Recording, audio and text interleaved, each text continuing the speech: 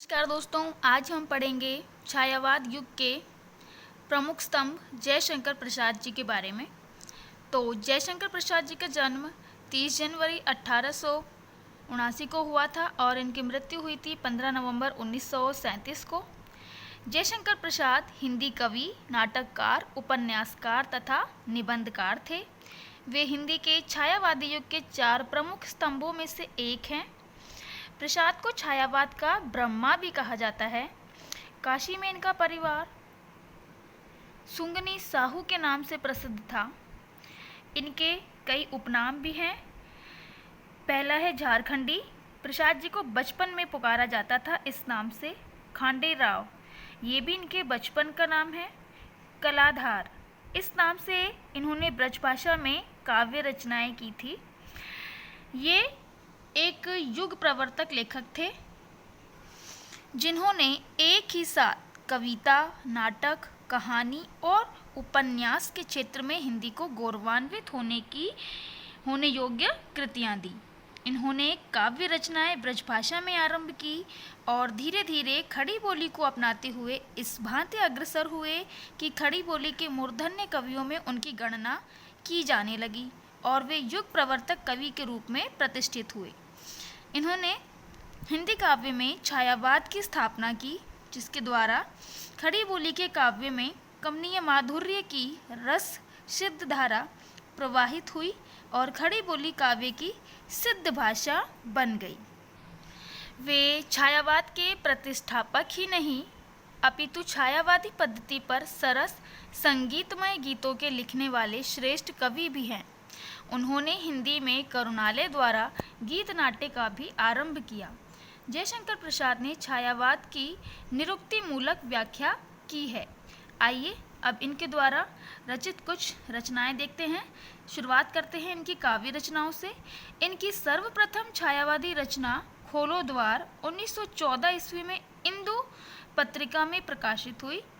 द्विवेदी योगेन ब्रजभाषा में रचित काव्य संग्रह हैं उर्वशी 1909 ईस्वी। यह प्रसाद जी की प्रथम पुस्तकाकार रचना है जो कि एक चंपू काव्य है। वनमिलन 1909 ईस्वी। वनमिलन में अभिज्ञान शकुंतलम की प्रेरणा है। प्रेम राज्य 1909 ईस्वी। प्रेम राज्य की कथा ऐतिहासिक है। अयोध्या का उद्धार 1910 ईस्वी। इसमें लव के द्वारा अयोध्या को पुनः बसाने की कथा है। इसकी प्रेरणा कालिदास का रघुवंशम है। सोकोचुवास 1910 ईस्वी। वब्रुवाहन 1911 ईस्वी।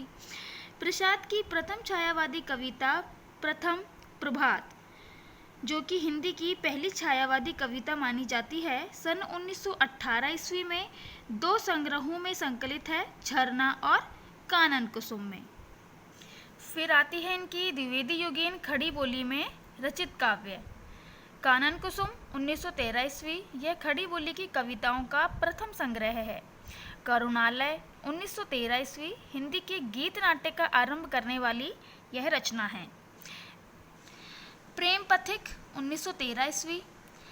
महाराणा का महत्व 1914 ईस्वी। इनकी छायावादी काव्य रचनाओं में कौन सी रचनाएं आती हैं देखिए। झरना 1918 ईस्वी।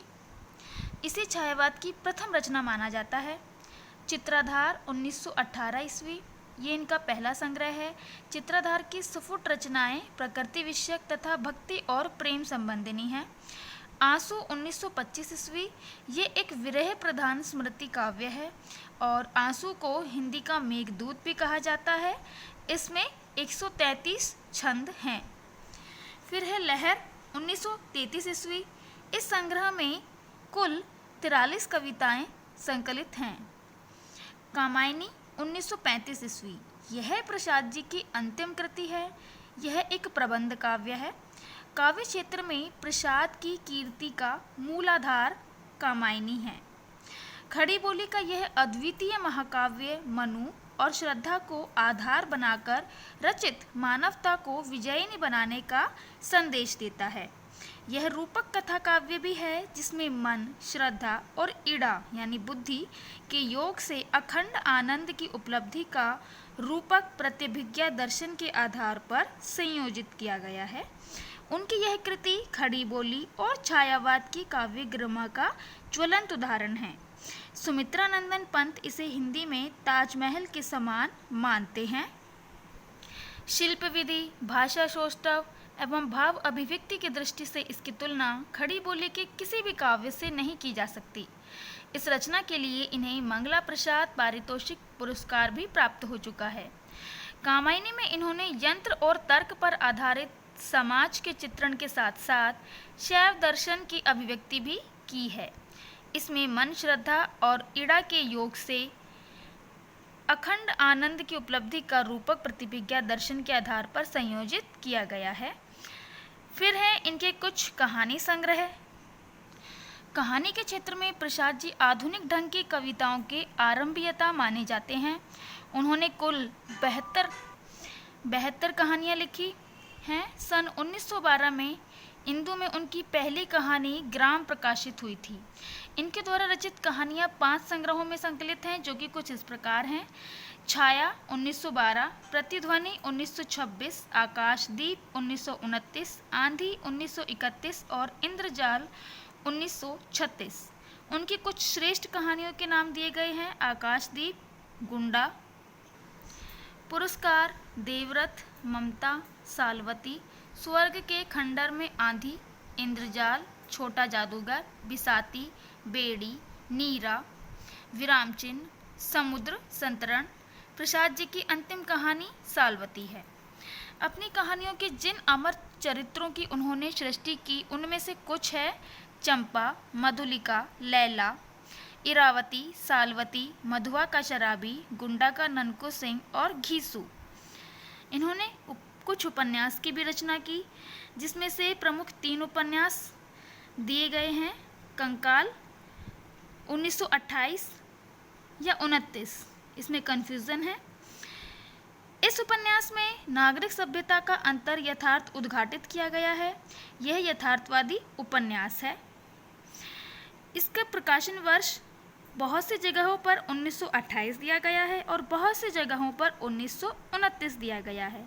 इसीलिए यहाँ पर दोनों ही प्रकाशन वर्षों को रखा गया है। तितली 1934, इसमें ग्रामीण जीवन के सुधार के संकेत हैं। यह आदर्शोन्मुख यथार्थवादी उपन्यास है। इरावती ऐतिहासिक पृष्ठभूमि पर लिखा गया इनका अधूरा उपन्यास है, जो रोमांस के कारण ऐतिहासिक रोमांस के उपन्यासों में विशेष आदर का पात्र है। नाटकों में प्रसाद जी ने 8 ऐतिहासिक, 3 पौराणिक और 2 भावात्मक यानी कुल 13 नाटकों की रचना की, जो कुछ इस प्रकार हैं। सज्जन 1911, इसमें दुरात्मा दुर्योधन के प्रति युधिष्ठिर की सज्जनता का चित्रण किया गया है। कल्याणी परिणय 1912, करुणालय 1913, प्रायश्चित 1914, राजश्री 1920, विशाख 1921, अजातशत्रु 1922, कामना 1924, जन्मेजय का नागयज्ञ 1926। स्कंदगुप्त विक्रमादित्य 1928, एक घूंट 1929 से 30, चंद्रगुप्त 1931, ध्रुव स्वामिनी 1933 और अग्निमित्र 1944। कामना और एक घूंट को छोड़कर ये नाटक मूलतः इतिहास पर आधारित हैं। इनमें महाभारत से लेकर हर्ष के समय तक के इतिहास से सामग्री ली गई है। फिर है इनके कुछ निबंध संग्रह, काव्य और कला तथा अन्य निबंध। इसकी रचना 1939 में की थी। साहित्य निबंधों में प्रकृति सौंदर्य, हिंदी साहित्य सम्मेलन, भक्ति, हिंदी कविता का विकास और सरोज प्रमुख निबंध हैं। ऐतिहासिक निबंधों में सम्राट चंद्रगुप्त मौर्य, आर्यव्रत का प्रथम सम्राट, मौर्यों का राज्य परिवर्तन, 10 राजयुद्ध, कुछ ऐतिहासिक निबंध हैं।